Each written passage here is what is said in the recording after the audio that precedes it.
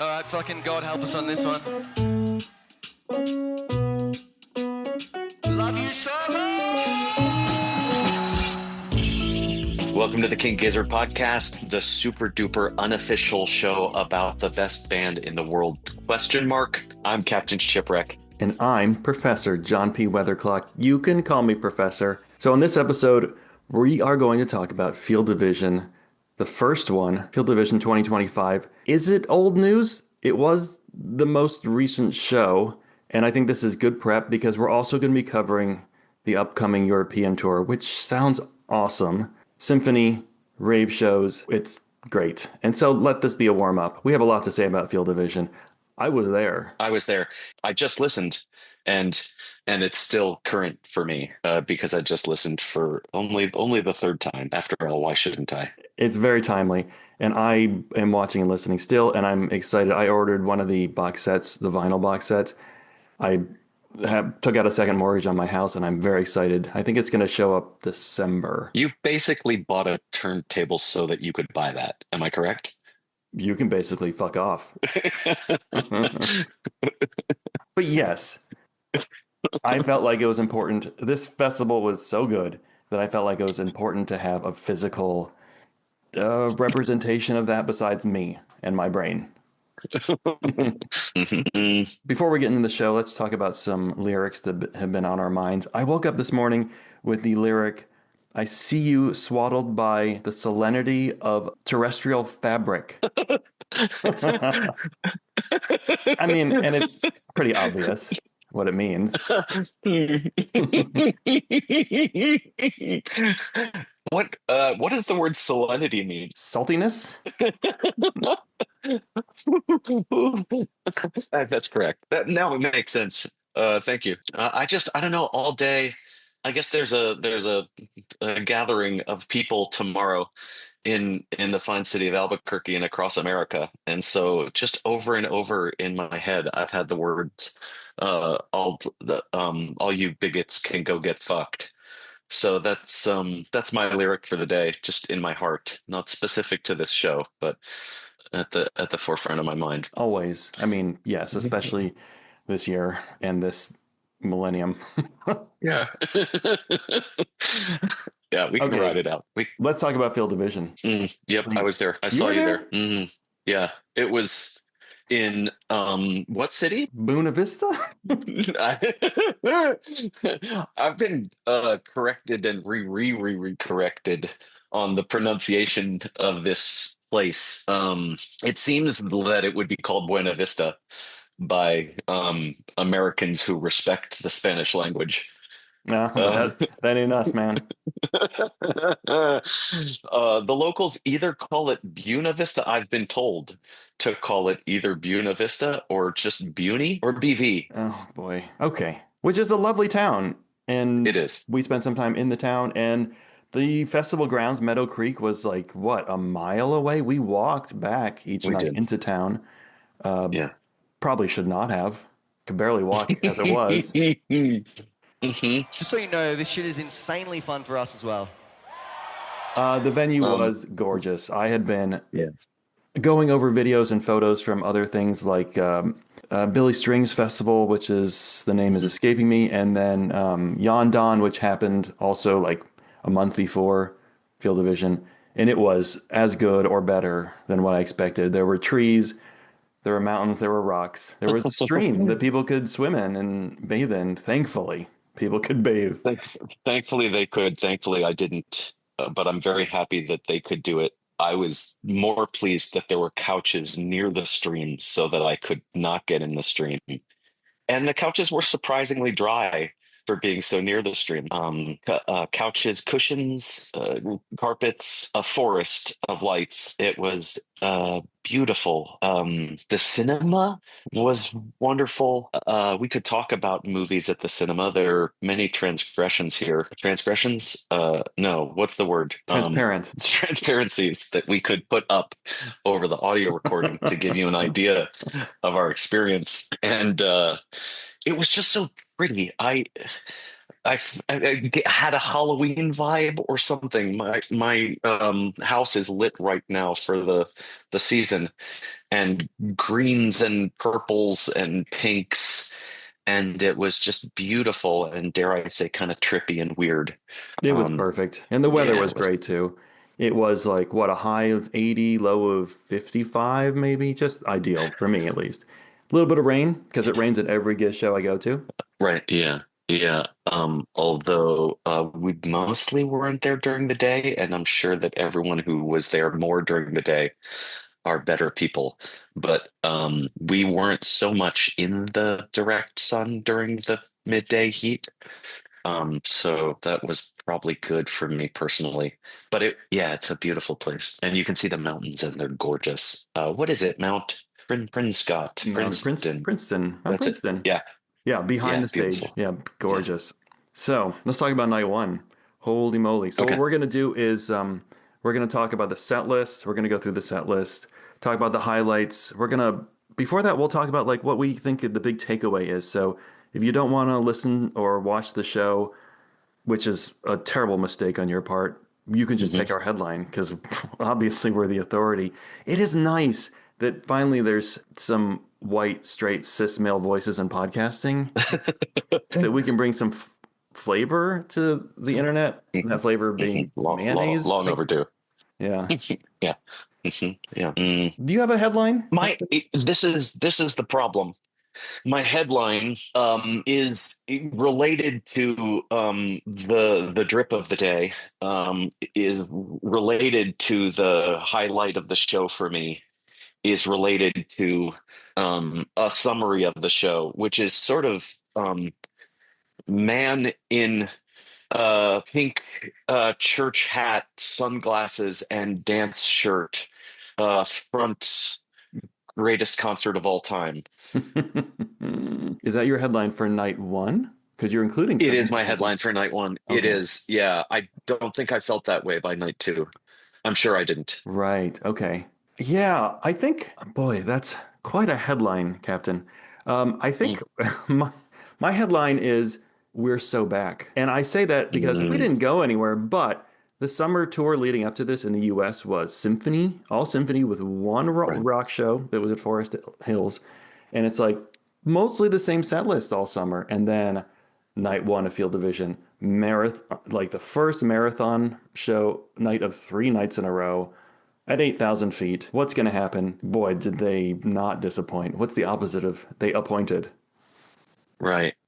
They super pointed. And you could think that, yeah, they could be rusty or out of practice or something at being freaks and running around and making a gorgeous mess, but they sure weren't. I mean, I think the symphony shows probably took a great deal of discipline. And so maybe it was like they were playing scales for a few months, and then we just let them rip because they felt like they were on their best game. And I don't know, like if there's a broader headline that includes the whole show or something, or maybe that's it. Maybe We Are So Back is that. But what would that be? Yeah, it Um, was the greatest musical. It was the greatest musical experience of my life. It was the best series of concerts I've been to. well, that's a And great fucking headline too. yeah. Well, what happened? Okay, let's start going through the set list. Okay, great. I love it. Wait, can we mention the pre-roll? Pre-roll for so these are for the stream. The The obviously the we the weren't, couch yeah, the couch tour. tour? We weren't watching the video because we were there, so there mostly. And but the pre-roll it's always have some gems. So what's the pre-roll for this that you like? What's a highlight? Highlight of the pre-roll is Cav's wife cutting his hair, which is maybe related to the drip, but I like that. My wife cuts my hair, she cuts my son's hair, she cuts her own hair. So maybe that gives you an idea of what kind of hippies we are. But I found this heartening and personally validating that one day I can learn to play the drums. All of the drums.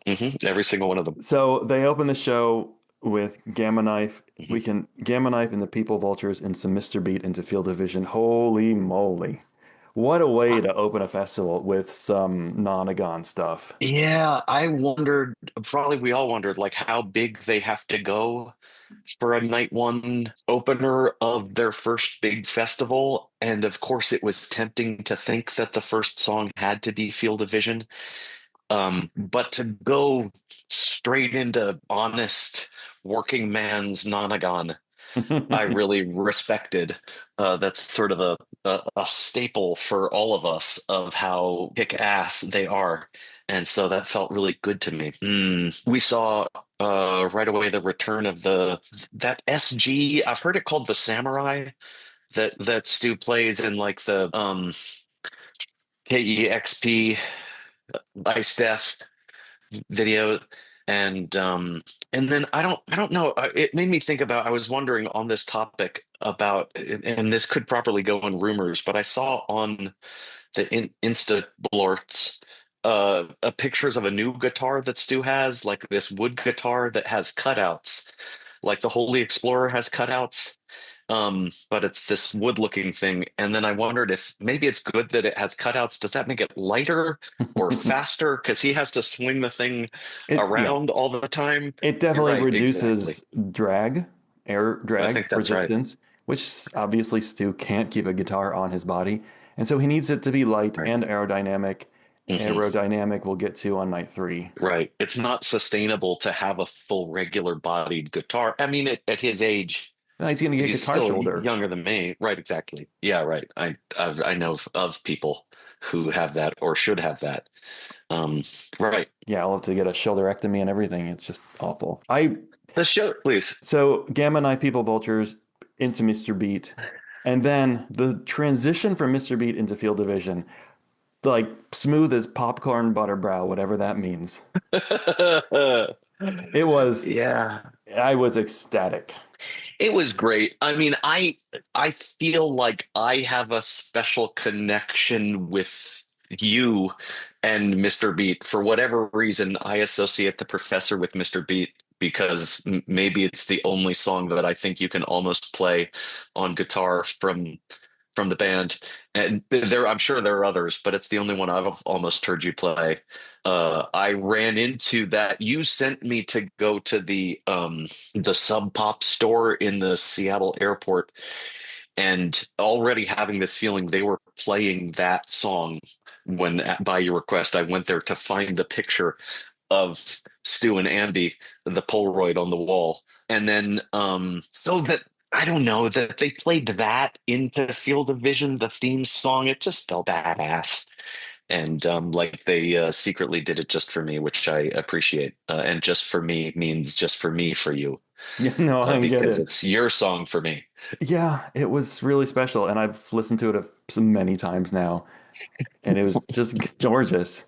That was followed by Antarctica. Talk about hmm those polar bears that don't exist down there. uh, Nuclear Fusion, which hmm was handled by Dog. They brought up Dog on the stage, and Dog nailed it. And Joey was clearly a little nervous. He said, "Do you know what's happening right now?" And Joey specifically said he likes to pick someone who doesn't know what's going on, which I only know of him doing in the case of Nuclear Ethan, but he still has always picked the right people. In this case, I think it was Ambi's choice. Ambi said that guy, and the band was immediately thinking or saying hell yeah, because Dog was awesome and yeah, he definitely knew what he was doing. and Joey said he smelled great. Yeah, yeah, he seems to have smelled good, which is great to see. He was playing Joey on the banana Yes. in Nuclear Fusion said he felt like an imposter holding the banana. I'm sure that that wasn't true by the end of night three. He played a lot of banana, and I think made that banana his own. And in fact, I think he put a sticker on there that he got from the crowd at some point, which Yes, was him playing the banana, the sticker that he put on the banana. So, you know, these guys are polyguitarists, and that's great. Very mature. that's right. That's right. I thought it was great, and really making it his own. Right? It's almost felt like a sacrilege to put a sticker on that guitar that hasn't had a sticker on it, but it's not a sacrilege because this band um, religious the sacrilege, or there's high homage to the art of sacrilege. It was wonderful to see it profaned in Yes. such a sacred way. If everything's holy, if nothing's holy, then everything's holy. If nothing is everything, then holy nothing, man. Yeah, Mm, that sounds nailed right. it. Good. So nuclear fusion followed by odd life. Okay. Oh boy. Yeah, yeah, I know. Uh, which was Yeah, I we got was to talk excited to about it. hear this start. And of course, it was a couple minutes in Odd Life when something happened in the audience. People were being flagged down. The band stopped. They even left stage, Mhm, and mhm. Matt Gowiak fell ill. Some people were on site. They were, I don't want to go into it actually. We saw him leave by Yeah, cart, like a, emergency vehicle, and everyone thought that he was going to be okay. mhm. We learned either that night or the next day that he was not okay, that he had died. Man, I haven't been able to listen to this song, Yeah, especially this version of this song since the band came back out when they were told everything was fine. And they started where they finished. I mean, where they had taken a break, which was wild. Man, that was we didn't know Matt, and yeah, of course we felt it was a tragedy. And it was also beautiful how the community responded, just like supporting each other emotionally and supporting Matt's family financially quickly hmm, and bigly. yeah, right. And I wish this wouldn't have happened, but I feel like people responded in a really healthy way, and I think it brought people together. Yeah, I think I wanna talk about it a little bit again later, and I'll leave things be a little bit for now because later the band brings it up, and it feels relevant to me in that context. But I at that moment I didn't know. I mean, I saw a cart go by, and it looked like the paramedics were talking to him, and we just didn't know, and the band didn't know, and so. We thought everything was okay. And, it breaks my heart that it wasn't. And my love goes out to the family. I was thinking about Odd Life, what a song to be, but then it to Dude, go. what on earth? Yeah. But also, like half of these songs are about death, honestly. Yeah, right. Yeah. I mean, that's something about I don't know, psychedelia or something, which is such an important part of the band and who they are and how we're all connected with them. And yeah, life and death, and death is such an important part of that. And so this, yeah, played up into the vibrancy, the intensity of this overall experience. Odd Life was followed by Intersport with Joey on the Hmm. tambourine, which was delightful. He said he felt like Liam fucking Gallagher. That then beautiful baby Nathan came out. Yeah, he did. My son, who I forced to listen to a lot of Giz, asked me who the heck is playing the synth on Intrasport, and we stared dutifully and saw, of course, it's Cookie. So that very funky, weird synth sound it certainly qualifies for an important Cookie Watch moment when the synth is at its weirdest. Cookie Dog 69 is at work. Yes, Nathan Nathan came out. superposition into Kepler Hmm. 22b, which I want to get back to, into Gilgamesh, into Extinction. Kepler Yeah. 22b was different. It wasn't even the same melody. The lyrics were there, certainly. Hmm. Stu was singing Hmm. that. Hmm. And I know you had a moment about those with those lyrics that night, which was Hmm. cool. I wonder, at first I was like, oh, I kind of wanted to sing along, but I just, just guys keep experimenting and don't try to play to. I mean, they never have, and they hopefully never will try to like play Yeah, the way people want to hear it, play the way that they want to play it. That's why we love them. that's how we want them to play it. I don't know of any, I've never heard of really a band this much that way, that you go and you would be like disappointed if they played their biggest hits as much like the album as possible. It would, that's exactly what we don't want from them. We want them to surprise us. And that's what they're good at. And how wild that they've cultivated this relationship with us all, that we all expect that, we all want that, we all get most excited about those experiences with them. Yeah, and honestly, I feel like it. I want to say this nicely. Weeds out the casual fans in a way. Yeah. Yeah, right. It makes The it far more snorks culty, which I you kind of prefer. enjoy. Yeah, settled a short-standing argument between you and I about whether the words Gilga fucking mesh had become canon, which he did not specifically say Gilga fucking mesh. So I No. guess yeah, I have to hand this one to you. That was one show in Europe this past summer, spring, that he did that specifically. Every time he said Gilgamesh, it was Gilga fucking mesh. And I can't, it's not common. I know that.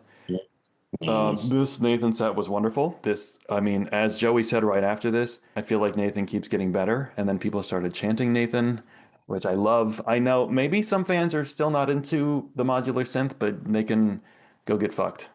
yeah. So fucked. I don't understand what it is. I watched some No. videos What is it? about modular synths and how to use them, and it wasn't helpful in any way to me. There was a lot about shaping electricity, which I don't think that's a thing. So I still don't understand after exploring it deeply. I think maybe I need one. Can I? I don't think I can afford a Euro rack. Is that what they use? Yeah, you Uh, can probably have a software one. oh yeah, right. That makes sense. I want my Listen, kid to play with it, but I don't want him to touch my computer. I was at uni on the uni, a college. I Mm. was the president of the Audio Engineering Society for my university. I don't know what this modular synth does. Yeah, right. It So, just has a bunch of awesome tubes in it, and you just like blow on the awesome tubes, and you plug different awesome tubes into other awesome tubes, man, and there's that ghosts in there. re-awesomates them. Yeah, yeah, It's just I've seen. ghosts. Yeah. Mhm. So this, the Nathan set was followed by two sweets in a row. I'm in your mind. Mhm. I'm not in your mind. Cellophane. I'm in your mind. Fuzz. And then that was followed by the horology suite. Oh boy, Yeah, this was just so great. So the mind fuzz stuff, I actually had to go to the bathroom, and I was just yeah. running around back in the back of the venue. Just everyone was freaking out. It was glorious.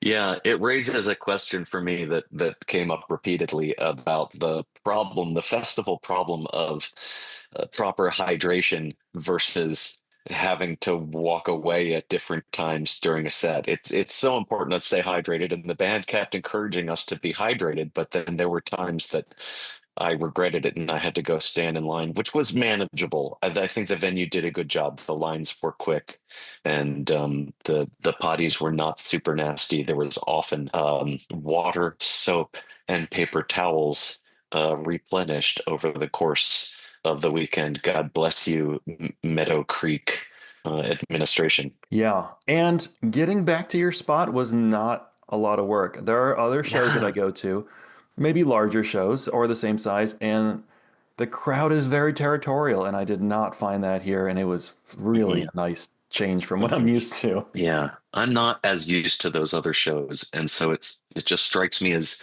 incredibly fucking stupid that people should just like be so spazzy about their little spots. And if we're all just like kind of having fun together, we can make room for each. It's fine. Everybody take it easy. It's okay. We're here to have fun, and that was the vibe in this scene, which made me really happy and feel really comfortable, Yeah. despite your warnings about the other bad people in the world. There were And I would few of those. I'm one of them, maybe. I don't know. I've probably done some bad things in my life. I Mm. should say some Hail Marys or whatever the Giz version of that is. I think We'll that see. outside of the pit, you and I were probably dancing more than most people. Yeah, right. What does that mark us as? Just free spirits, man. That's right. My spirit is so free. I don't know. Does it mark us as olds? I don't know if we are. I am. You know what? The older I get, the more I dance, I think. Like when I was in my 20s going to shows, that was what, 60 years ago.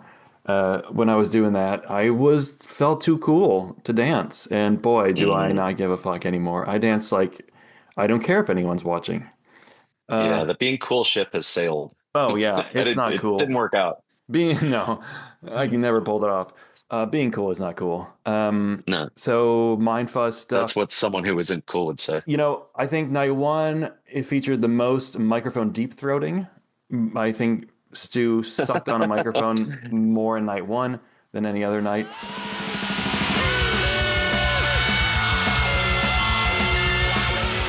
So we get into intercell loyalty horology, which was wonderful. That was my first. Mhm. Sometime in the Europe tour this year, 2025, after horology, Joey said something like, "That song is fucking hard to play," Yeah, right. and I appreciate that.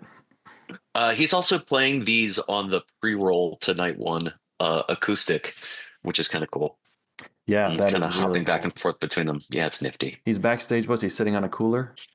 I don't know, but he's like between. They had some sort of setup where they had some trailers that they were sitting between. It might be a cooler. It could be a chair. It could be cooler than a chair, which a cooler is because you can't put as many drinks in a chair. Watch me. Yeah, yeah, we could try. Then we got into some metal, Venusian 2, Converge, Mm, into Witchcraft, and the guy, not into, but Gaia. Boy, that was fun. I admit mm, that was not into this genre of music before I started listening to Giz, and I'm mm, not, with Giz being the exception, because they're having so much fun. It doesn't seem angry to me. It seems mm. fun and silly, and they are still making points about ecology and politics, but they're doing it with in a loving, sweet way, which I really Yeah. appreciate. Yeah, I've always loved metal, but I do think that at a certain point I had a hard time listening to metal bands who just were trying to sound mad, or I'm sure they were mad in like their earlier material, but then they were trying to be mad even though they were terribly rich. And and so it was hard for me to maintain a respect for their faux serious face as they flew around in jets and frowned at the crowd. Um, but yeah, these guys are not frowning at the crowd, and it's just so good. It's just such a beautiful, exercise, such a beautiful art form, like homage, such a beautiful execution of the art form. So Gaia, uh, Mm. I was worried about cabs, 8,000 feet of elevation. These are Australians. What do they know about elevation? 8,000 feet of elevation, three marathon shows in a row, and they leave him on stage to do a drum solo during Gaia. Yeah, they all went and took a nap or I smoked jelly assume beans what or they whatever. did is they went and checked in with Jello Biafra because following Right. Gaia was the maybe the only cover we'll ever see from Giz, which was Police Truck from Dead Kennedys with Jello singing and talking. They've done AC/DC. I have not seen it Um, though. No, I've not. I oh, mean, oh, in person, you mean? yeah, who knows Yeah, if I'll great. ever see another cover that they do Yeah, personally. right. Yeah, I don't know. Yeah, that happened. I didn't so much I grew up near the Dead Kennedys, but not in the Dead Kennedys. I don't have as much connection, but the band sure seems to have a strong connection there. Um, Ambi said that they applied to be an opening act for the Dead Kennedys at some point, but this would have been. I don't think anyone in the band was alive the last time that Jello Biafra was actually in the Dead Kennedys, so he even referred to them as the phony Dead Kennedys in the show, and it's nice for all of them. It's nice for all of them. It was fun. And I'm pretty confident that they thought that that was going to be the last show of the night, but they ended up with Right, 16 more minutes. So they decided to go back into Nonagon with Evil Death Roll, which was dude. really fun and was the first Oh of no. several times over the weekend that Ambrose told everyone to get the fuck down. I think like childbirth, I had somehow blocked out that this happened even in night one. Um, I didn't realize till watching the video that he had already done this to me. I didn't prefer it, but I did it for him dutifully. And it did look cool. I mean, it looks cooler on the video, than it felt on my old knees. But it was fun and sweet. And yeah, I love the Nonagon bookend. It made me think of something you said to me before about how organized in a way the set lists tend to be. And they still are mostly, but you play this genre for a bit and you play this genre for that album for a bit or that album for a bit. But to come back in and out, and this happened a few times I felt over the weekend that we went like Yeah, that here's Nonagon again. Like, when do we come back to Nonagon within a set? Or we did metal at one part of a show and then did something else and then came back to metal. And that's cool. I'd love that. I'd love to see more of that. I don't have to just have a metal section or a section or a reggae um rap orchestra section. Um I I don't do need love that to the happen in one reggae orchestra place. section though. That's Yeah, usually my favorite. that's what got me into the band originally. Orchestra reggae. Yeah, Yeah. mainly. That was, I mean, honest, one of the best, one of the best shows I had ever seen to that point of any Yeah. band, and it only got Yeah. better. Yeah. Yeah. That's the And thing. I looked at Stu and he's there in his, again, his pink church hat, these giant glasses, whatever kind of a silly, whatever sweatshirt. And I just thought, like, look how silly he looks. How is this? Here it is, the best concert I've ever seen. How can he look like that? And, and of course he does, though. Then I thought of Jimi Hendrix and, in like feather boas. And I'm sure people had the same thought, and maybe that's part of why it was the greatest ever. which brings us to drip of the day, drip drip. So drip of the Yeah, day right. is obviously the most important. Like if you're in the giz for any other reason but fashion, what the band is Hmm. wearing, I don't know what you're doing. Like the music is fine, but the clothes are really where it's at. That's the So main thing. drip of the day. This is hard. So who had the best outfit during night one? I have my choice. It's not easy. It's never easy. I'm going with Stu. Yeah.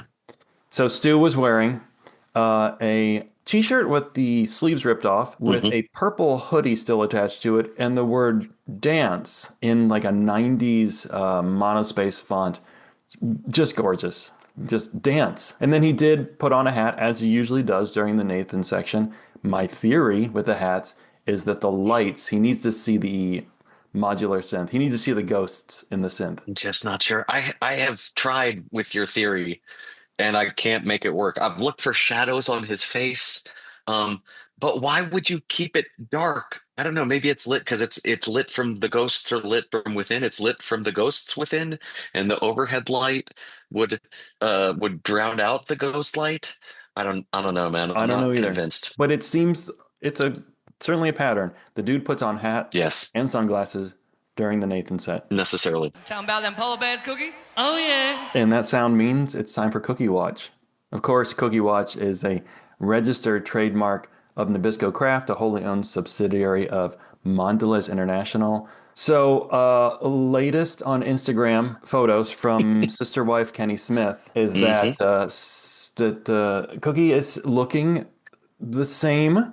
No dramatic changes to hair or mustache. She still is enjoying a t-shirt tucked into jeans with a belt on. It's nice to have some stability in this crazy world, Hmm. in this Hmm. ever-changing world in which we're living.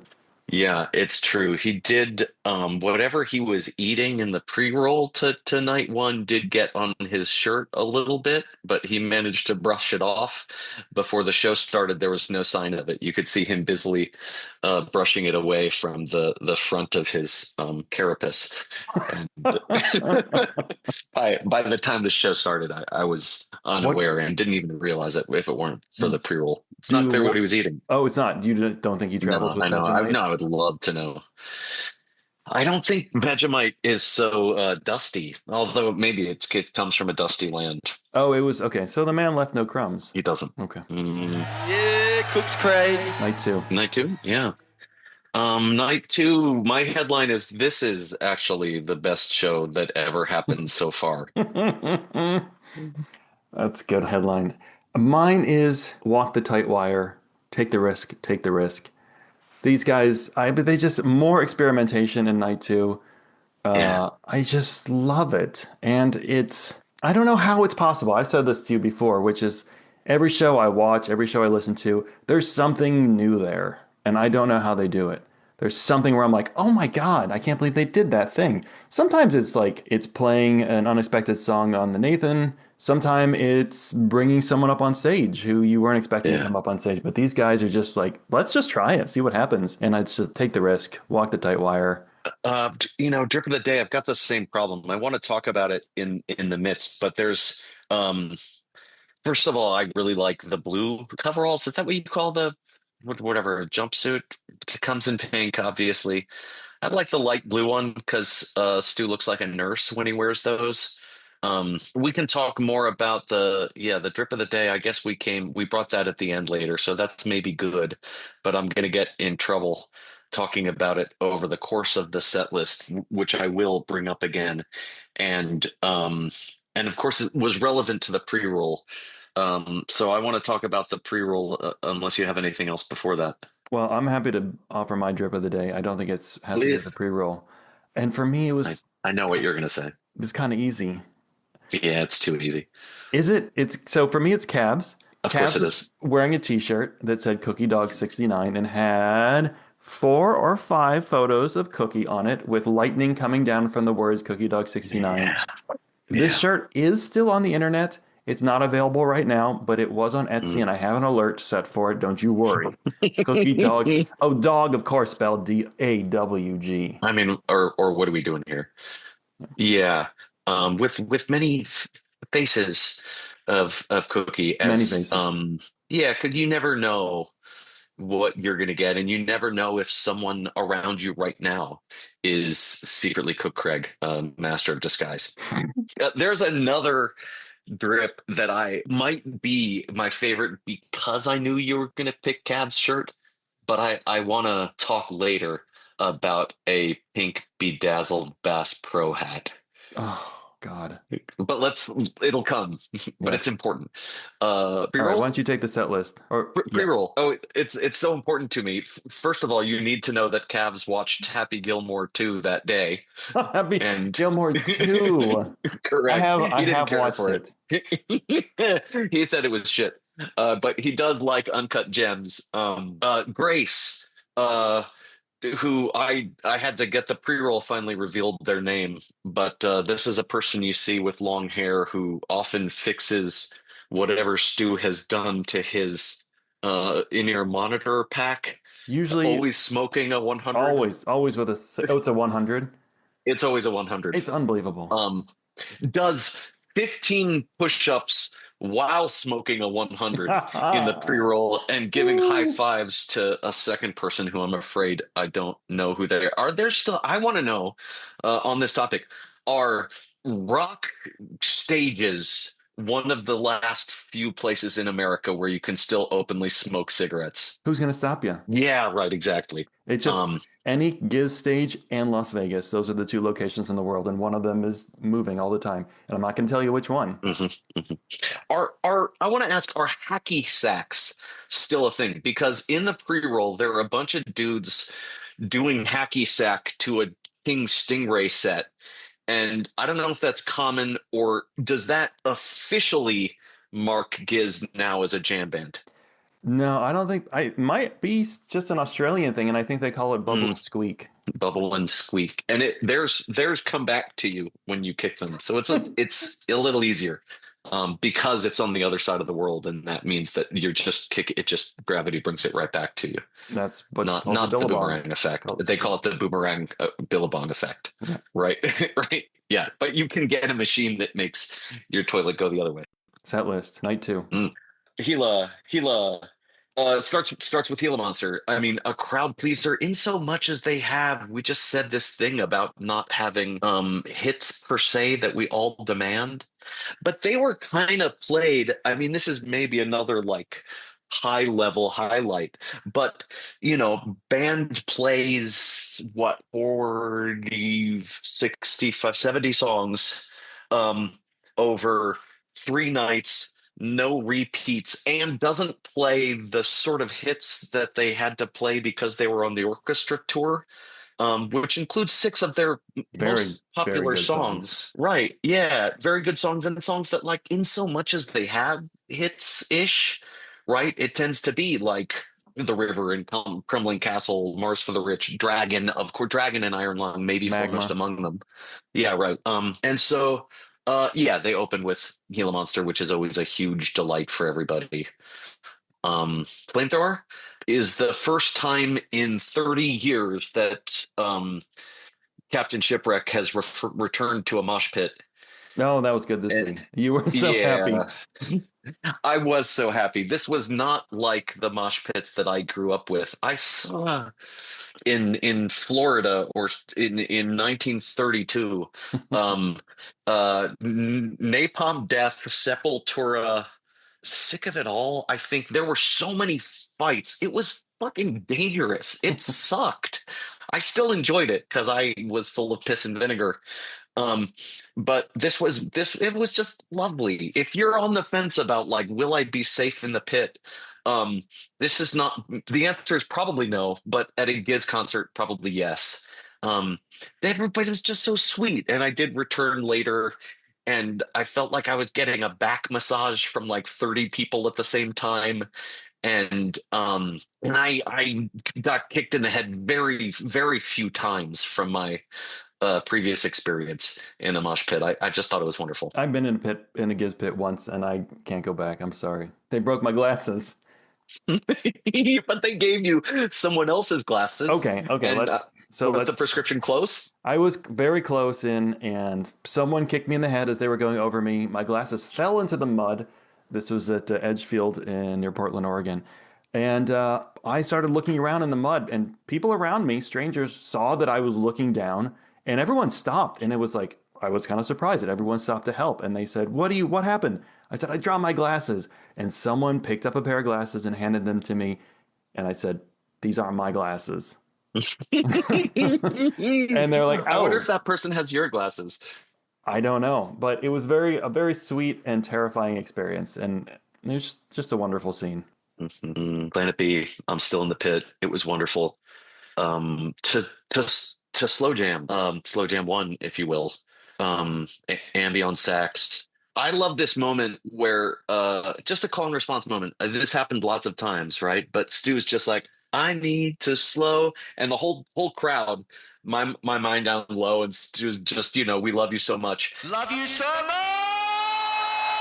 This is like not one of their main hits, right? Like it's just a crowd that loves them. I mean, we love the song. It's a great song. I know the song, but like how many songs do they have where a whole audience will call back the next lyric, even from a chorus? That's kind of amazing to me. How many songs? All of them, basically. Yeah, somewhere in the vicinity of all of them. It's one of the places where the show notes say that there were Am I in Heaven teases. And I don't know if that's true. I believed that at the time, except that the next song, which they hadn't played in 10 years or something, has a very similar melody. And Well, so I I mean, wonder that what they were. Yes. that Am I in Heaven riff is all over Mind Fuzz, the album. Yeah, right. Yeah, right. So who Yeah. knows what song? Don't put labels on me, man. Yeah. Empty, first time with a flute. I was standing next to some guy, and Stu bust out the flute, and he and I nodded confidently. Well, we know it's either Hot Water or Grim Reaper. But it super wasn't. We No. knew that they had sound checked Empty that day, but that shouldn't be helpful They had sound because checked it on Friday, the previous day. They did Yeah. one sound check, and you and I listened to it on the road because yeah. we were like, "Oh boy, I can't remember what Empty is."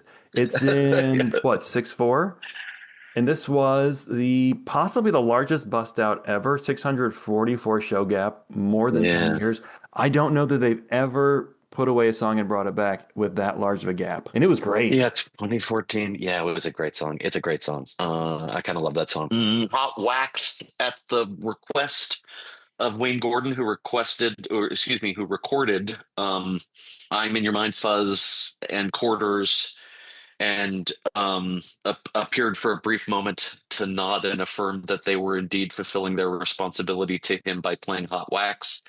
And yeah, it was great. I mean, I love that song. My kid loves that song.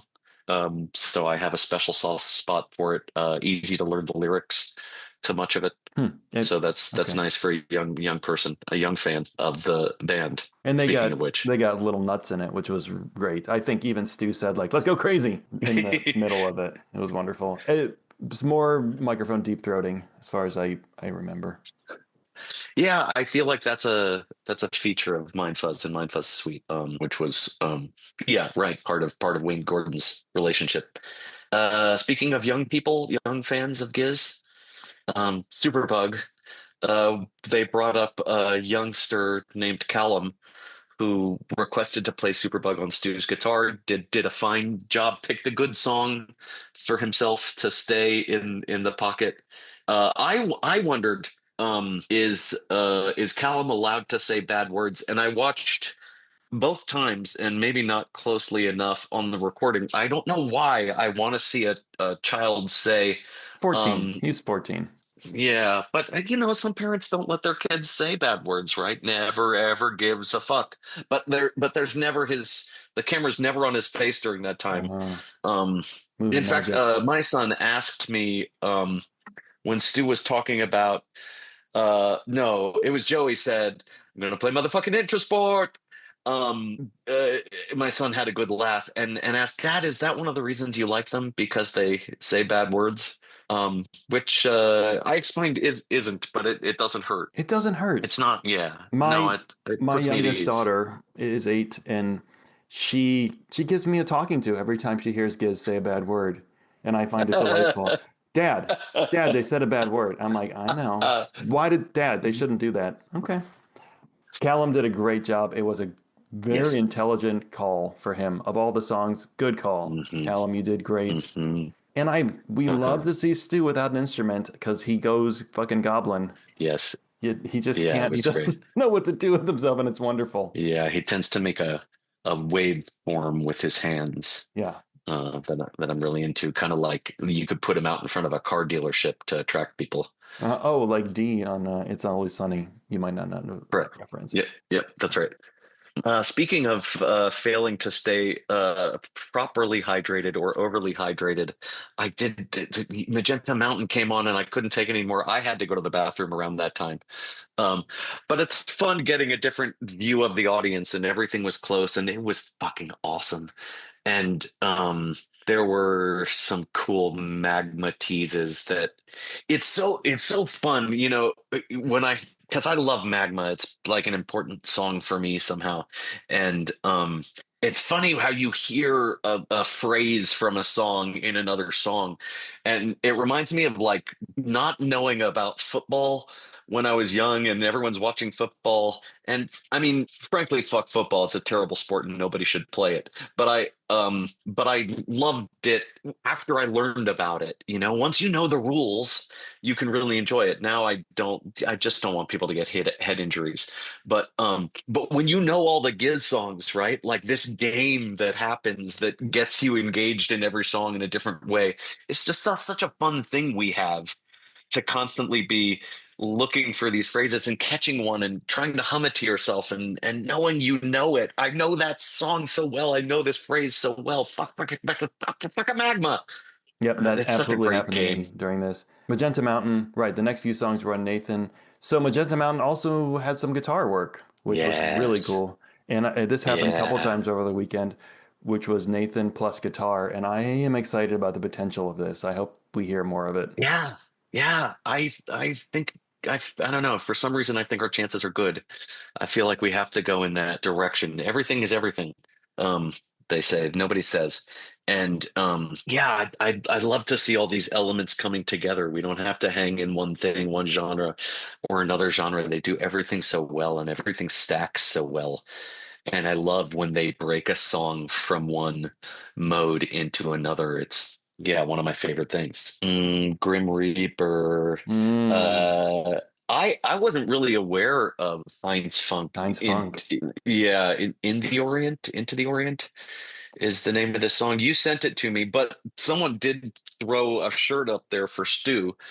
And at some point he did wear a Heinz Funk shirt. And this is just it's such a great there's this other podcast that we listen to sometimes, the History of Rock and Roll in 500 Songs, that I love and recommend. And it was like an interesting lesson to me in like the derivative nature of music, and that everybody steals and has always stolen and just uses and samples and Everything is a remix. Absolutely. And my God, the Grim Reaper is either completely, totally Heinz Funk in the Orient, or it's just a Beastie Boys song, including Ambi regularly says, "Let's now we're going to play some Beastie Boys," and obviously the lyrics, "Another dimension, another dimension, another dimension, another dimension." But it's so badass. It's so great. I love this song so much. Yeah, and Ambrose is my favorite rapper ever. And I don't know what to do with that. I'm not a hip hopper, but boy do I love when he raps. Yeah, and Joey. No, I'm not. I'm not a big Limp Bizkit fan. Um, Oh, you're they're not. You're not. no, I don't Oh. trust anyone or anything from Jacksonville. Um, but Joey said at the end, "Fuck, I was straight up ripping off Wes Borland there, who is apparently the third hand bone in Limp Bizkit or whatever he plays. I don't know."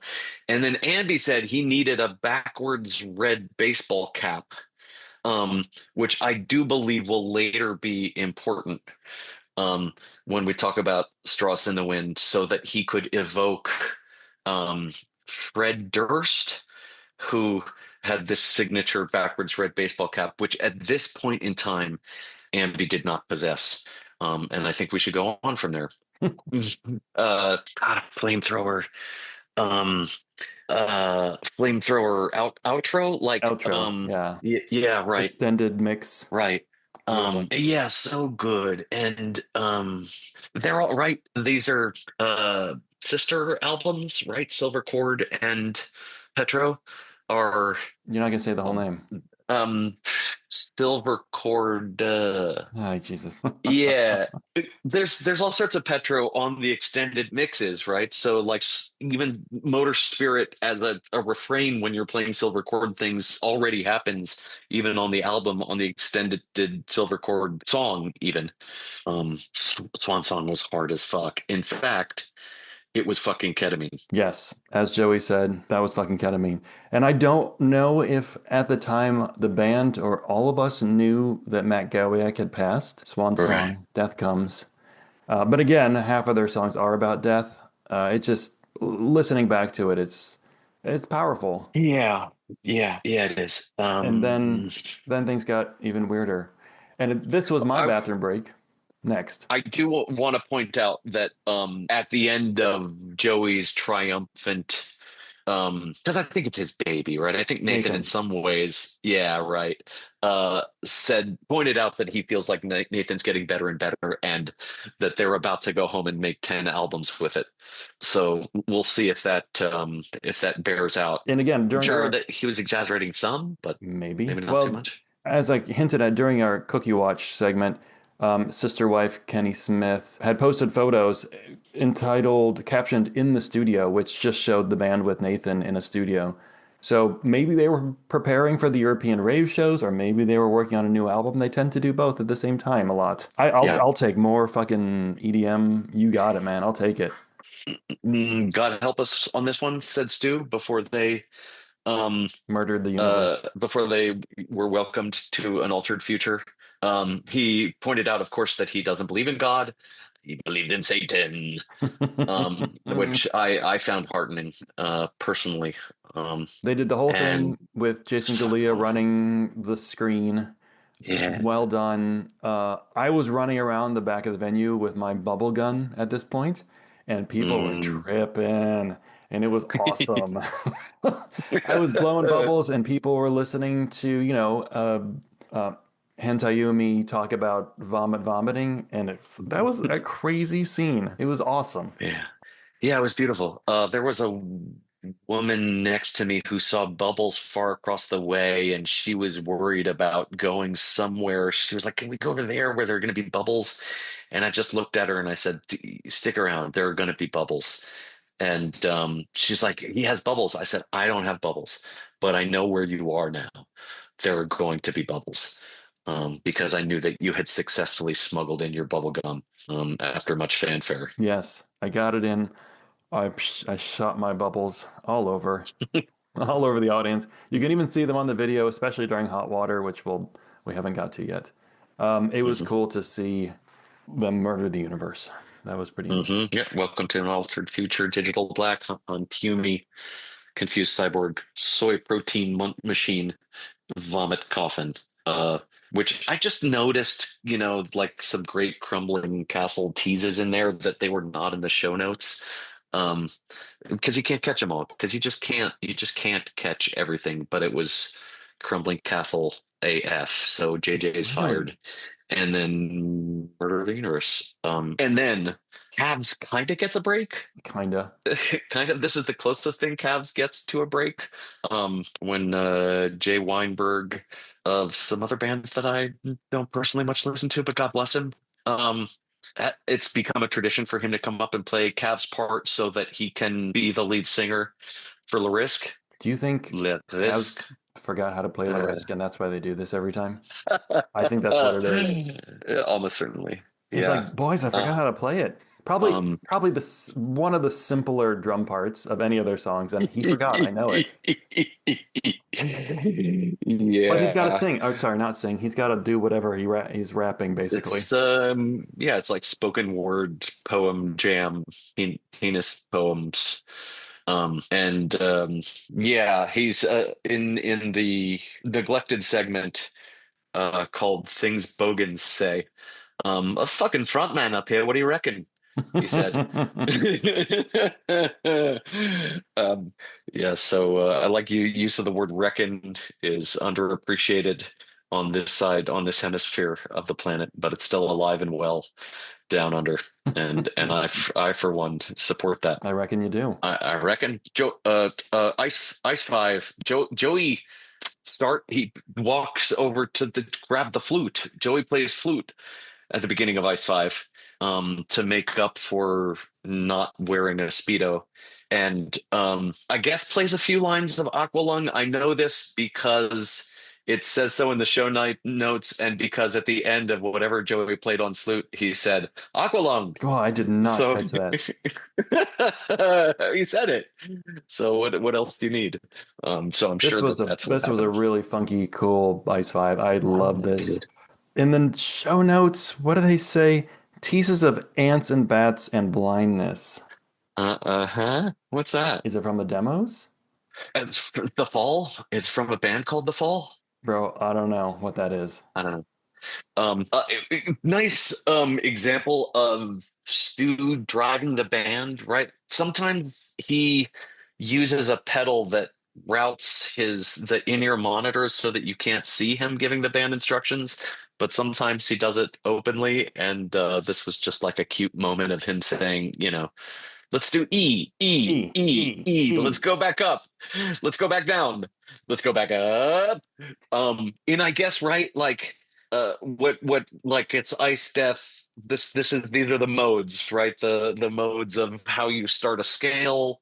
Ionian, I for Ionian, or is that just a Roman pillar? No, that is. Dorian, Ionian, Corinthian, is that Doric. the Columns, get your Doric. columns. Ice 5 is just A minor and G minor. Okay, in an Ionian mode. And then you can play different modes over that, I guess. What am I? What do you want from me? Which mode is Ionian? Is that 2? Isn't 2 the same as minor? I don't know, man. If you know, go ahead and write it in the comments. We're gonna get letters. You can send those to fuck off anywhere USA, or not. Somewhere, could be somewhere else. Could be nowhere USA, for all you fucking assholes know. Raw feel. Yeah. May or may not. Yeah, wonderful.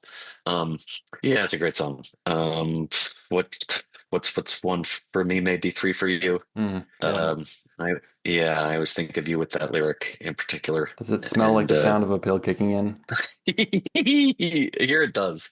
I don't know. There's a lot of if that's coming synesthesia through happening over the weekend. so much. Yeah. Hot water. Hot water?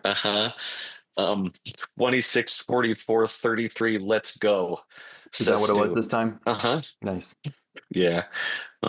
This was That was great. it was quite ecstatic. I was feeling very good about this song at the time. Yeah. I love it was a cool thing about the Mystery Lights, a cool thing about the other bands that they put together. And we don't have time to go into everything here. We have to set some faint limits for ourselves. But there were a lot of acts there that weekend, and that they had put together their friends, and that the Mystery Lights were literally the first band that they had played with in America was, I thought, very cool. Well, that wasn't White Fences. Oh, sorry. The first band that they co-headlined with in America, that's a different thing. I think you're right. The first gig was at White Fence with a bar in Brooklyn. Is that right? And then the first band they co-headlined with were the Mystery Lights. Is that true? Can you check? Look that up for me, would you? Well, looks good. I didn't look. No. Boogeyman Sam was ZZ Top as fuck, or which may mean John Lee Hooker as fuck. And I love the way those guys. There's a story about like the estate of John Lee Hooker John Lee Hooker sued ZZ Top, and they just paid the money. They were like, "Yeah, totally, it's okay. Sorry, Yeah, I know that's we true. love you, Mr. Hooker. Here's some money." That's really good. Everything I hear about ZZ Top is pretty positive. They used to be called the Yeah, Zombies, actually, but they were different zombies. I'm serious. There were two bands called the we, Zombies. we've all been called the zombies at various points in our lives. Well, that's another callback to History of Rock Music and 500 Songs, the best free podcast in the world besides this one. Right. We actually owe you money if you've listened to any of this. Very sorry. Um, okay, give me a little Moses. Straws in the Wind. Uh, Andy parted the sea of people, The weirdo scene. and right, yeah, and he requested a line back to um the sound booth where he visited Jason Galea, and after kicking ass returns with my drip of the day, which is this pink bedazzled Bass Pro Shop hat, Gorgeous. which God bless is, America. I mean, it's the same problem, right? Like, it's also like my peak moment, I think, of the show. It's so fucking great. It's not just America, it's Colorado, but it's also trying to atone for all the sins of being American or Coloradan by maybe it'd be okay if we were all just a little more pink and just a little more bedazzled. But this is also his previously wished for red baseball cap. And so he does this Fred Durstian Straws in the Wind ending, this new metal style. Straws in the Of, Wind. yeah, like a blunder brewing full to the brim, bitch, he says. And I don't really know Fred Durst from Fred Krueger, but anyway, it was very charming. Ambrose made a lot of demands of us that weekend. Yeah, he did, and we begrudgingly cooperated with all of them. If you have a drunk Australian telling you to do something, you do it. That's generally been my experience. Yeah, Flora. Yeah, beautiful, right?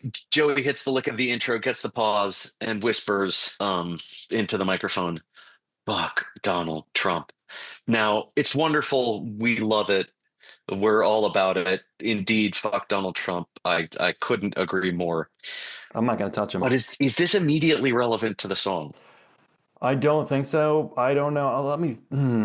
So The lyrics, a pleura, by the way, is like a membrane that goes over the lungs, right. and so I don't think it's a literal. Orange baby, always squealing, cradle snatch, new world fading, final test takes your breath, desecrates our grave. Then later, suck the life from what you love. I learned it from the orange one. No one to answer after the fall. The necromancer will dance on us all. I don't know, man. I'm just teaching the controversy.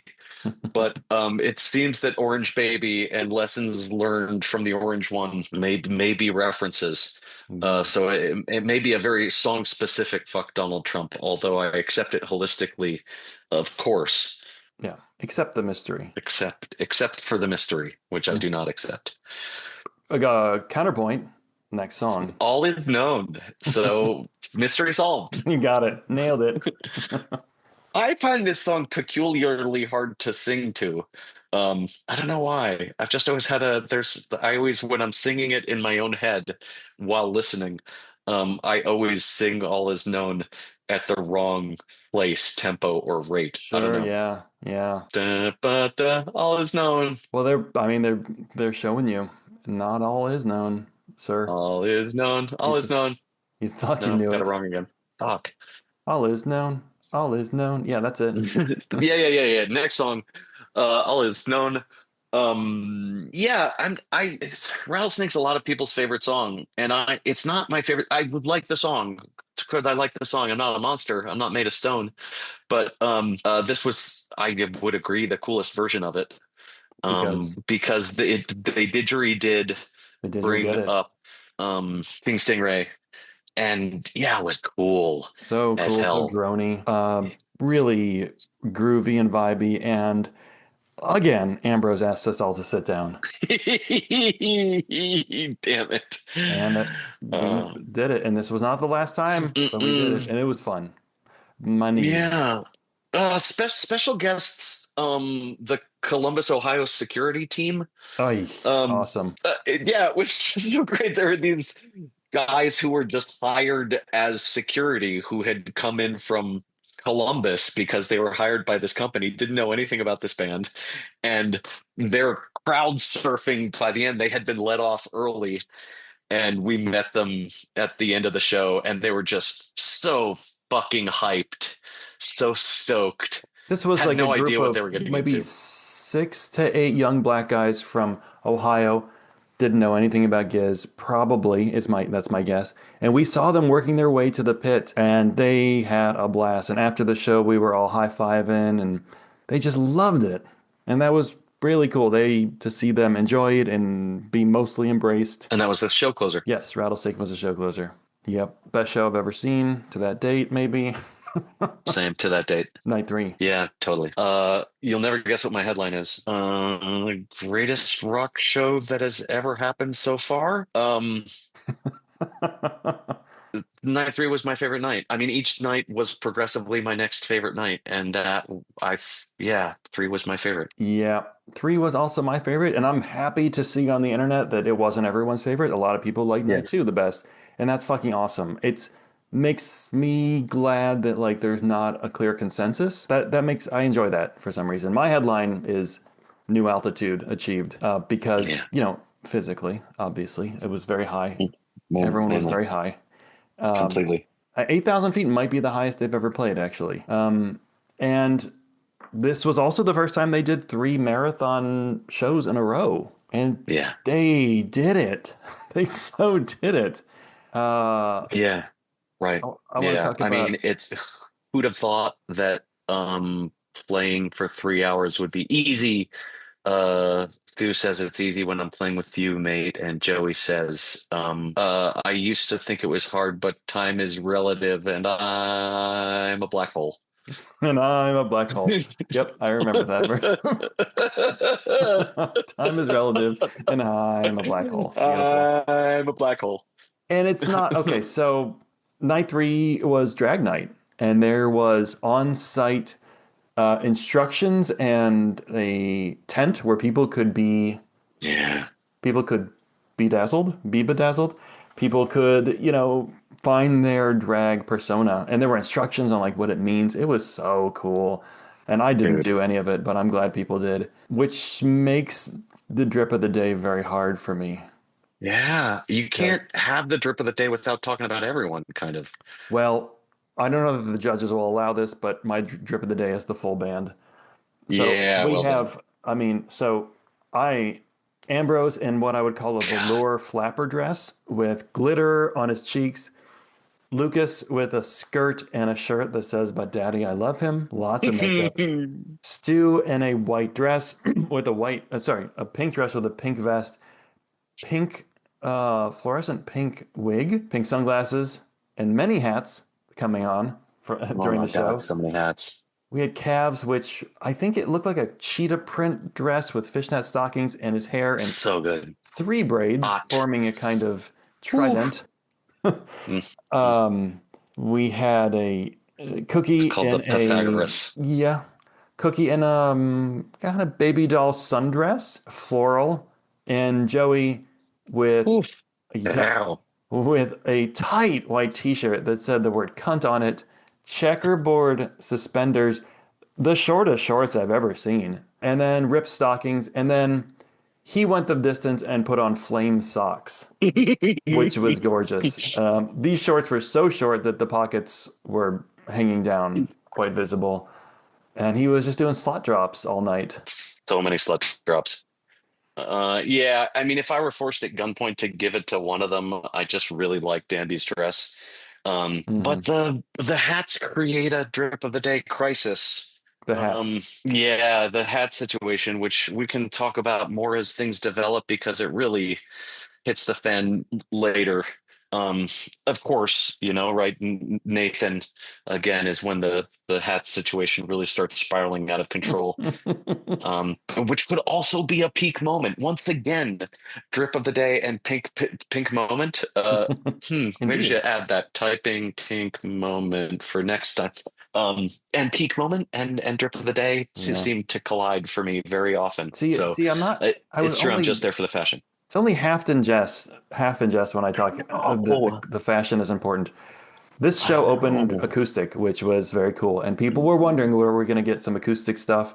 And I had previously thought, well, that might be just a little like too chill. Like, I don't know, I want to dance. Hmm. Like, I'm sorry, Hmm. I was wrong. Obviously, I was wrong. Thea acoustic. Oh, Yeah, dude, that was so cool. that was the How opener. beautiful. Sad Yeah. Pilot, most of what I like, which Mhm. was neat. I had not seen that live. And then, Mhm. yes, we got Aerodynamic, the only song from Phantom Island that we got all weekend. Yeah, I mean, the only song from the orchestra shows that was a staple of the orchestra shows because there were some of the Yeah. mid-show songs that they did play. We had I mean, probably should be the drip of the day. We had an 80-piece orchestra in full drag come out Come on out, on guys. stage. Yeah. No, apparently they were not there.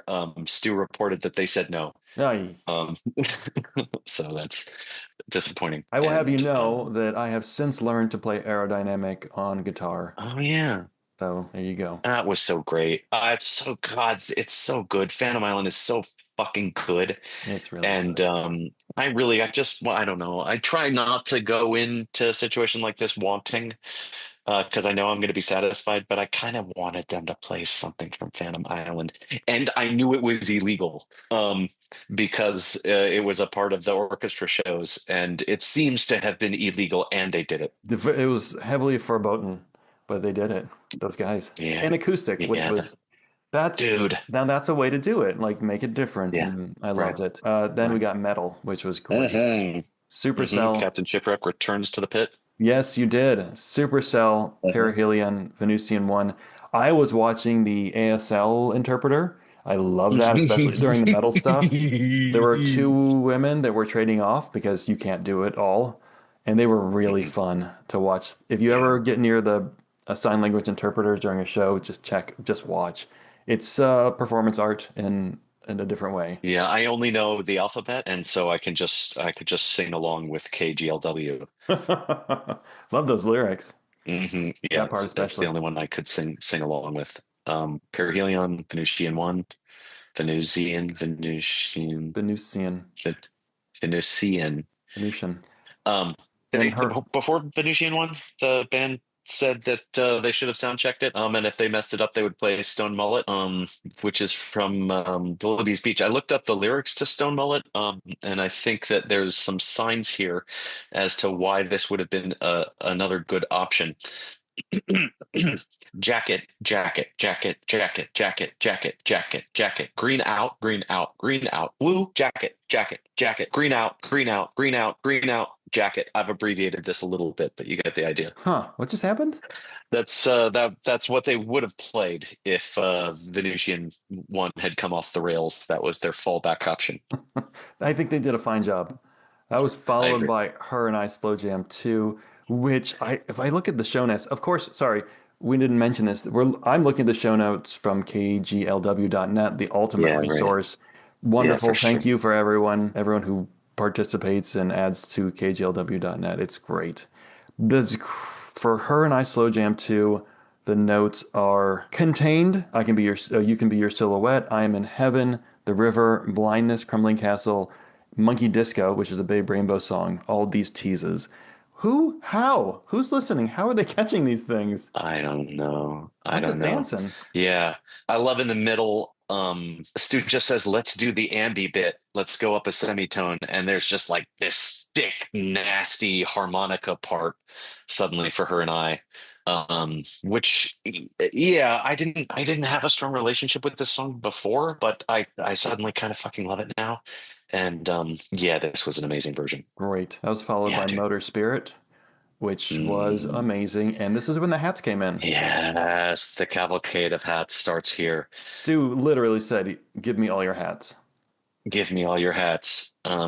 And as they were starting to pile on, I don't know if it was during the Pikachu hat or the plush football helmet, um, when Andy said, "This guy's our boss," to which About Stu Stu. responded, "Yes, fuck off, I'm not your boss."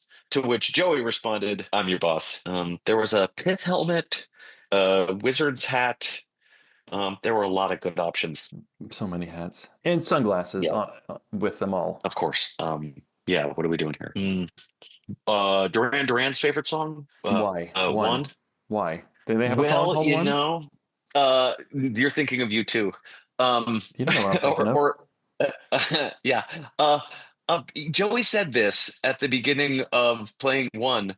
Apparently, Simon LeBon of Duran Duran mentioned in Classic Pop Magazine, King Gizzard and the Wizard, their debut album, their and I don't know why he said debut album because that's wrong. And one in particular use a Middle Eastern tonality, explains Laban. They're singing in a scale called Hijaz, which is very different from regular Western melodic scale. I could now get very technical and talk about flattened seconds. Apparently, Duran Duran, big King Gizzard fan, especially Microtonal fan. microtonal. Fucking cool, Cool. right? Yeah. Okay, I did not I catch just that. thought it was a joke, Yeah, but it was that's not a joke. it's hard to tell. Like with us, you never know if we're joking or serious. And sometimes it's both. That was That's followed not by, true. you see, It's sorry.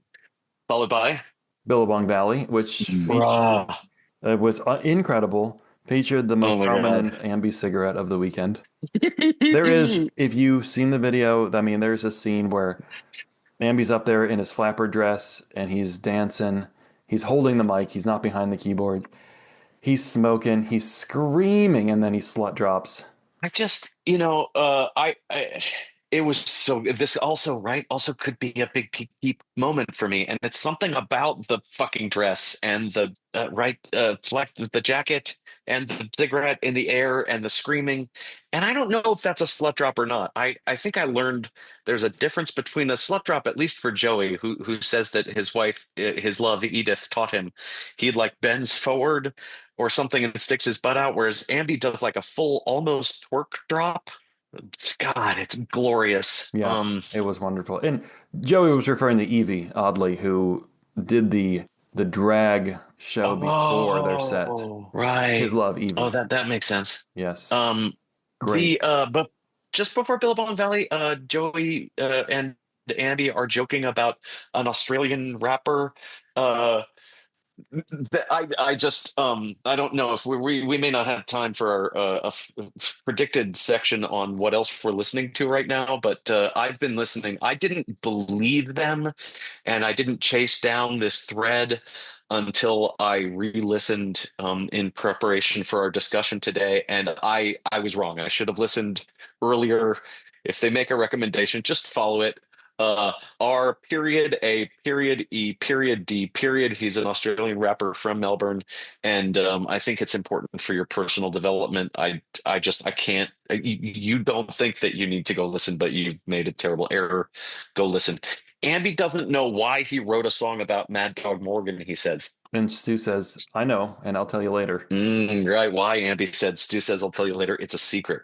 Um, if anyone knows why, for sure, put it in the comments. I will tell you there's a movie about Mad Dog Morgan with Dennis Hopper. It has a 39% rating on Rotten Tomatoes. So if anyone wants to investigate that, Let us know. Put that in the comments. Broderick Smith was listed as a recurring character guest in one episode. You can't be a recurring character in one episode, but go see this. Says this on Wikipedia of a TV show called The Man from Snowy River. I think Hugh Jackman was on there for a bit. This is based on a poem by the same name. By I shit you not, a bush poet by the name of Banjo Peterson. I'm not making this up. Anyway, season 1, episode 9 is called The Bushranger. So you go see Bushrangers, rein them in. Yep. So Broderick if Smith, this of course, solves is it. Ambrose's dad. Andy's father. Yeah. Right. Yeah. Oh, you did your research. KGLW I did. outro followed Billabong Valley. So nasty, so dirty. Oh, just primordial. Why this was a peak moment for me, and it's hard to say why. I just loved it so much. I just loved this jam so much. It was so dark and gnarly and gross, and that God, just the weird tones, just the guitar solos sound like they're so nearly out of tune, but just hit my spine in exactly the way that I wanted it to.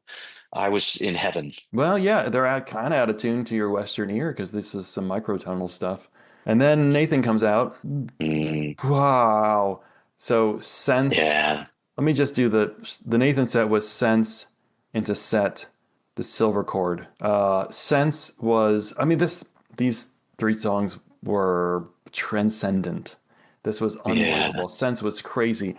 And it really made me feel good that this, I don't remember his name, the lead singer from Babe Rainbow was on stage in a wizard hat next to the band, having a religious experience, just Yeah. tripping, spinning around. And I've really felt like, wow, this is just a communal party. Everyone's welcome, everyone just being themselves and having a real spiritual event. It was so good that Joey, who again I believe is probably like a strong advocate of the Nathan approach, he just at the end of sense, he just or mid sense, he just says He "fuck" just screamed it. because it's so good, It and was. he's right. And the beat got it's so low, it just like the subterranean, like the ground was shaking with how the low the beat was.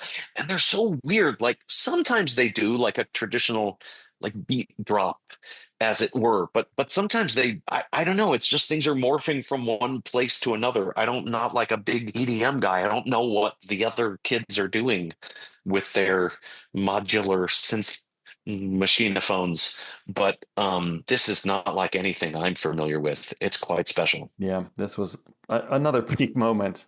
Every 30 Yeah. minutes is a peak moment for me here. The Nathan stuff was followed by the Garden Goblin, which was great, of course. Mhm. Daily Blues, which jammed. Andy makes a shout out in Garden Goblin to Cook's favorite person, Homer, who is a dog. I believe that could be his favorite person. It's possible. Yes. Daily Blues, yeah, all the big hits. That was followed by a tribute to Matt Gowiak, which was so beautiful that I also learned to play this on guitar because I had to. Um, Float along, fill your lungs. Stew with some different lyrics this time. I saw you in the stars yeah. above. Yeah. Yeah, Um, boy. Also, I saw you in the of the trees. I couldn't really. I Couldn't re-listened catch and it. couldn't. Yeah, right. Then I heard you on the breeze. Yeah, it was so beautiful, and yeah, made the night in some ways. I mean, it was important that they mentioned that this thing had happened. I don't know why Stu. I read from Matt's brother that Stu had pronounced their name right, and no one Yeah. pronounces their name right. So I don't know why what he did to know that, but and I'm so sad for the family, and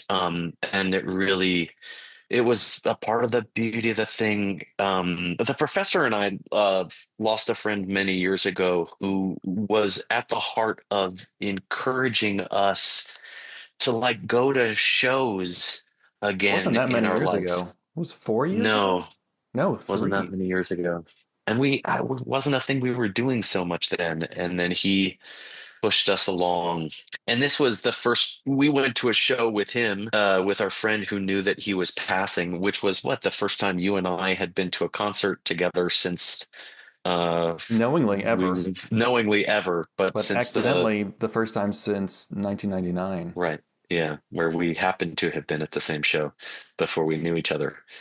And I just loved the band for this, and the song was beautiful and powerful, and yeah, it's like forever important to me in a different way. And I keep saying like my love goes out to the family, but I just can't tell you how sincerely I mean that, and that like my love for Matt and his family is like tied up in like the beauty of this experience for me is just like connected with how much I love them, and it was beautiful, and to see everyone kind of come together and reach out to each other and feel with one another loss, which is it's an important part of life, and death is a part of life, and this whole experience just felt so transcendent. And it's hard to imagine it any other way. And I wish it could have been not that way, but it was an important part of it all for me. Yeah, beautiful, and it jammed real good.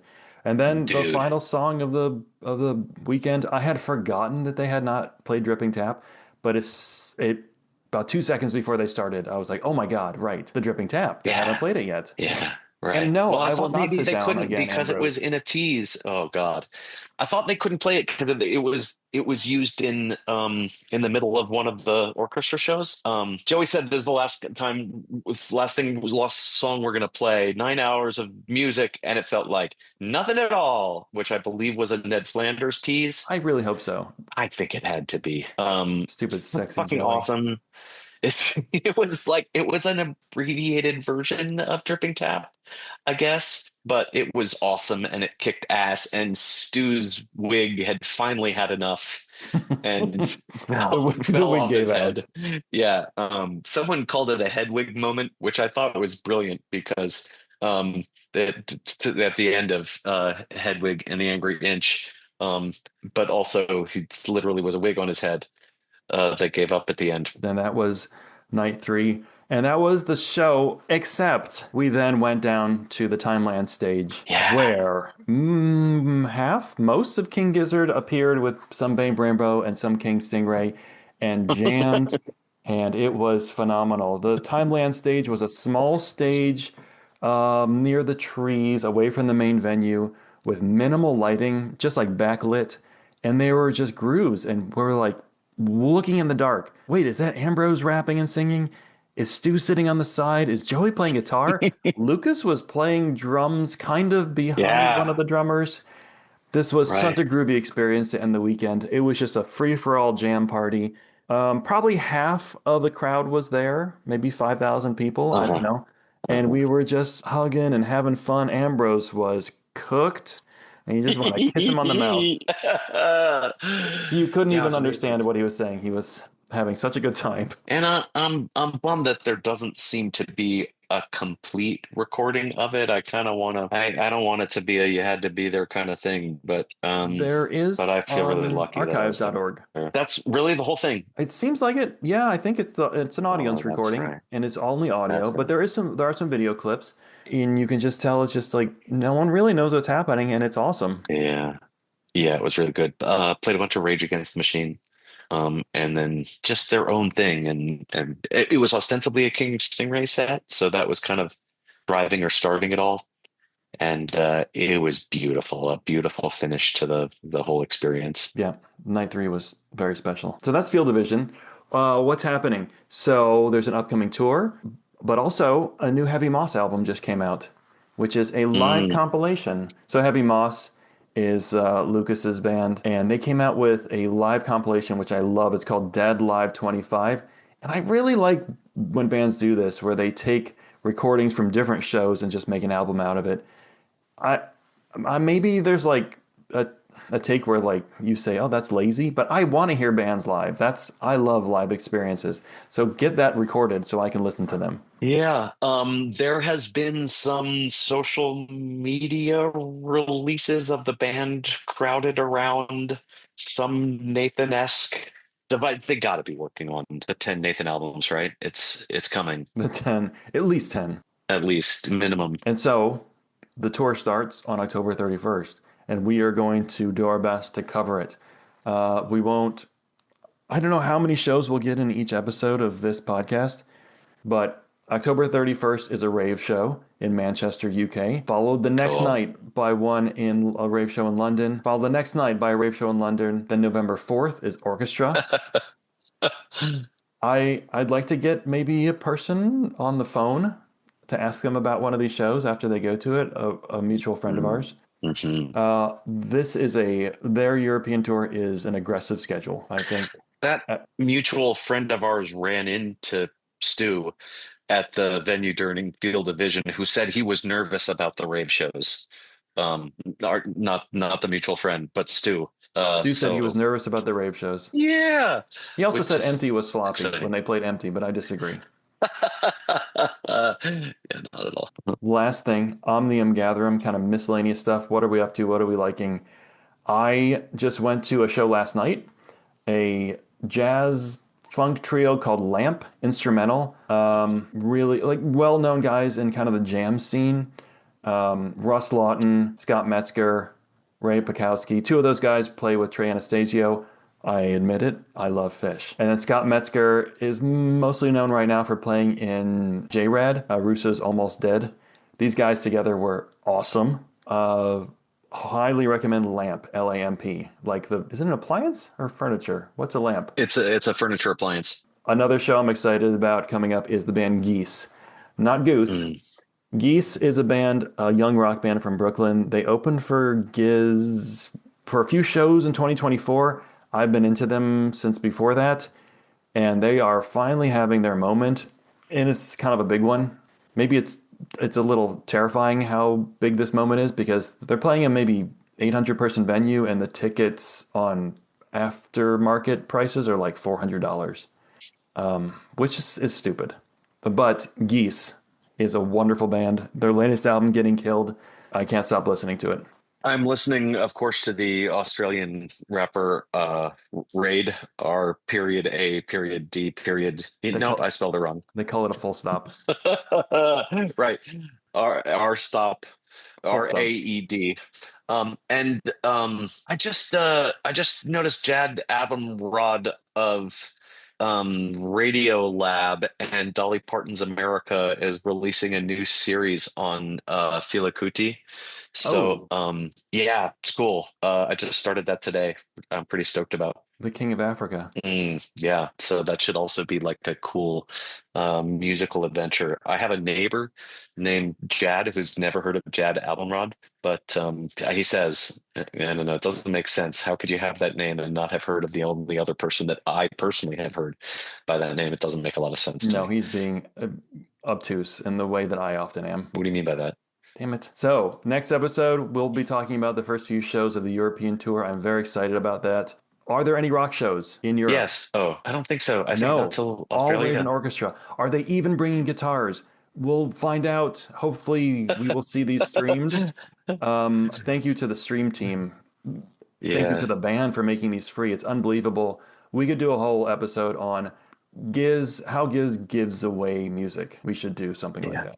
But next show is the beginning of the European tour. I can't wait. It's the best. It's such a rewarding band to follow. They just keep pouring out things to do. And so I'm going to keep doing them. I'm going to keep watching, and I'm going to keep sharing with anyone who will listen to me, which is basically just Professor John P. Weatherclock, and no one else in my life wants to hear about it. So we'll keep talking about it. It's a pleasure. See you soon. Thank you very much for your cooperation. That was fun.